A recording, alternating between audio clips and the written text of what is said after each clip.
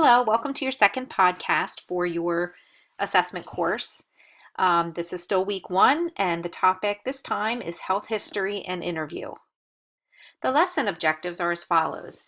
Describe the systematic and continuous process of collecting data related to the client's past history and current health problems. The second one is discuss factors required to properly conduct a client interview to collect subjective and objective data in providing culturally competent care across the lifespan. And number three, compare and contrast the use of open-ended and closed-ended interview questions.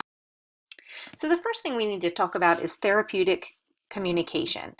If you have experience in the healthcare field, you may have heard of this or even used it and practiced it. But it's the interactive process between the nurse and client or nurse and healthcare professional. It builds trust and respect through sensitivity and nurturing and response to verbal and nonverbal messages. So basically, it's a way that we form trusting relationships with other people within the healthcare field, whether it's the client or another healthcare professional. And there are ways to talk to people, ways to use our body language that can interfere with that relationship and make it more difficult to care for patients.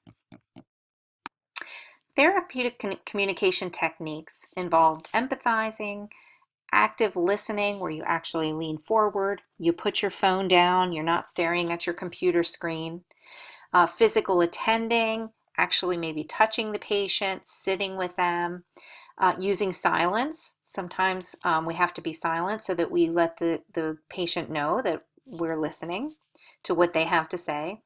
General leads can help to put them on the right path for answering questions. Using open-ended questions so that we're not just getting yes or no answers. Using touch where appropriate. You want to make sure that you know your patient before you do that, because not everybody wants to be touched. And paraphrasing shows that you understood what the person said. So if you look in Pearson, Volume 2, page 2427, Table 38.5, and certainly doing your reading, what I want you to do is choose two of these examples that are listed here. Choose two of these techniques, and I want you to give an example for each technique, and you'll do that in the play pause it format that pops up. So while there's certainly therapeutic communication techniques, there are also barriers to communication. Stereotyping, distraction, disagreeing with somebody, being defensive, which is easy to do in the field of nursing because we tend to take the brunt of anger, the stress. So it's easy to get defensive, and you don't want to do that. Giving false reassurance, telling somebody that everything's going to be okay when you don't really know that is not helpful. Passing judgment, changing subjects, you don't want to do that. Here, touch is seen again. Again, you want to make sure that you know the individual that you're dealing with because they may not want to be touched. Paraphrasing incorrectly, it's listed here again. So paraphrasing and showing that you didn't know what the person said can be a barrier to communication because it shows that you weren't listening. So again, I want you to choose one of these barriers, and again, look at Pearson. There are some others, and hopefully you did your reading.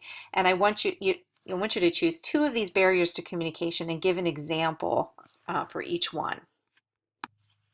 Now we're moving on to the health interview, which is the first part of the assessment process. We certainly want to gather information from the patient, from family, from whoever is able to give us information before we start the physical assessment process.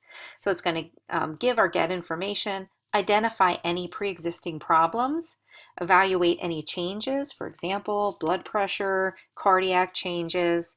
It can give us an opportunity to teach, establish trust, and certainly provide support. So before you go in to actually speak with your patient, and this of course would be in a non-emergent situation, you want to make sure that you review any available records. And you'll do this in the clinical setting. When you go out to clinicals, you will look at the patient chart before you actually go and start to work with that patient. You want to make sure that the timing is right before you do a pre-interview, before you're going to go in and interview somebody. So make sure that it's not late at night when they're tired or after they've just had a sedative or a pain medication that causes a sedative effect, make sure it's an appropriate time and place as well. As far as physical place goes, you want to make sure that it's somewhere that they're comfortable. Is it warm enough? Are they covered up enough? Is there privacy? And consider any language barriers ahead of time. Do you need an interpreter? What kind of needs will the patient need so that you're able to communicate? For the environment, you want to make sure that there's appropriate lighting, that the temperature is comfortable. Of course, many times in the hospital it's cold, so bring an extra blanket. That the seating arrangement is appropriate, that the patient, of course, is comfortable, that they're not in pain. Respect the personal space and certainly privacy. People are less likely to answer your questions if they think that somebody is able to overhear, for example, a roommate or people out in the hallway. So the opening is really important. It's an important part of the interview. It sets the tone, establishes a rapport. You want to make sure that you say hello to the person and shake their hands. So many times I've seen healthcare professionals walk in the room and just start talking. How are your bowel habits? Do you move your bowels every day? Before they've even introduced themselves, explained what they're going to do, why they're asking those questions. So we want to make sure that we're introducing ourselves first. Explain the interview, why you need it, what the expectations are, how long it's going to take so that that individual knows what to expect as well. So being friendly really does go a long way.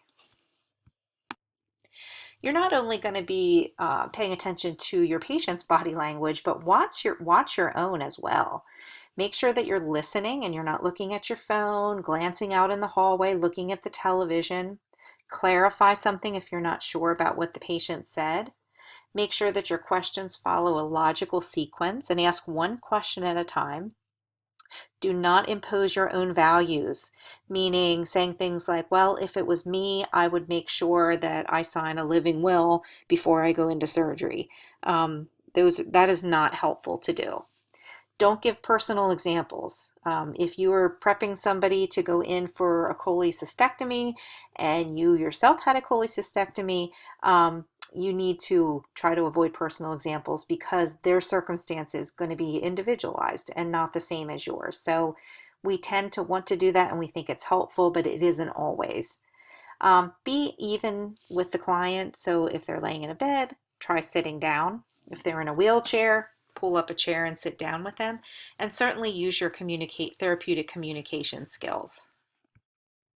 When you are finished talking with the patient, answer their questions, tell them that you've gotten everything that you need. If you haven't gotten everything, let them know that you'll be back later to finish. Thank them, tell them when you're going to see them again, and provide a summary of what you discussed so that you make sure that you have the accurate information. And certainly say goodbye. You don't need to just walk out of the room and not close the conversation. Again, this has to do with establishing a relationship, and we certainly need to be polite and respectful. So we've talked a little bit about barriers to communication, getting somebody ready for us to sit and talk with, and it's going to go much quicker than I'm making it seem. You're not going to spend an hour trying to set up an environment. The point of giving you some of those points is to get you thinking about how the other person feels. Are they cold? Are they in pain? And you can do all of that relatively quickly. So once you're ready to start talking with the patient, you're going to use a process, at least for this class, and hopefully it'll carry into practice, called old carts. So what is that? It is a way to subjectively assess history of present illness. So the history of present illness is what the patient has come to the healthcare facility with, the problem that they're presenting with. For example, if somebody has come in with abdominal pain, you want to find out what has gone on in the past with this issue. So we're going to use old carts to prompt us on what questions to ask, and we'll get into that in a minute. Old Carts is a great mnemonic device that helps guide nurses with questions. So you can see here, I have it all laid out, OLDCARTS. And you're going to remember what questions to ask the patient based on this mnemonic.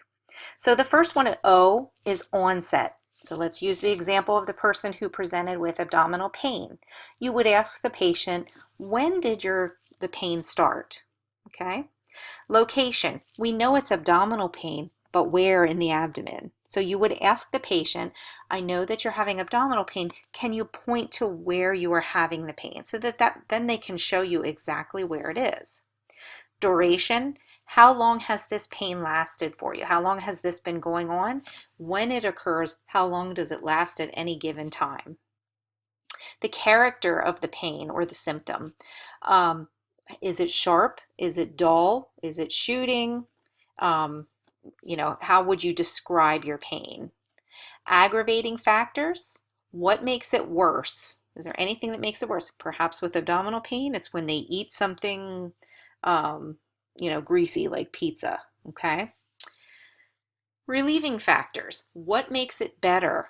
Okay, perhaps the person feels better when they're sitting up, or maybe they feel better when they're lying down. Just getting an idea of what, if anything, makes it better. Treatment. What have you tried? Perhaps with the abdominal pain, the person has tried antacids over the counter. So we want to know that. What have you tried and has it worked? And then the S is for scale, using a pain scale. On a scale of 0 to 10, with 10 being the worst, how bad would you describe the pain? How severe is the pain? Okay, so I used an example of pain, but I want you to remember that this can be any symptom. It can be shortness of breath. It can be, any bothersome symptom that the patient is experiencing. So that's what Old Carts is. And again, it's a mnemonic to help to guide you into asking questions about what the patient is presenting with. And we are going to use this when you do your assessment testing. So let's look at an Old Carts example.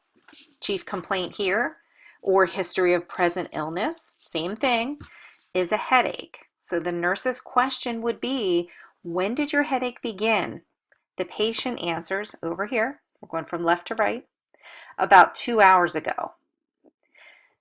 Location, where do you feel it most? We know it's a headache, but where? Can you point to where it hurts? The patient says, it's in the front of my head and face, which would indicate to you that it's probably sinus. Duration, how long does it last?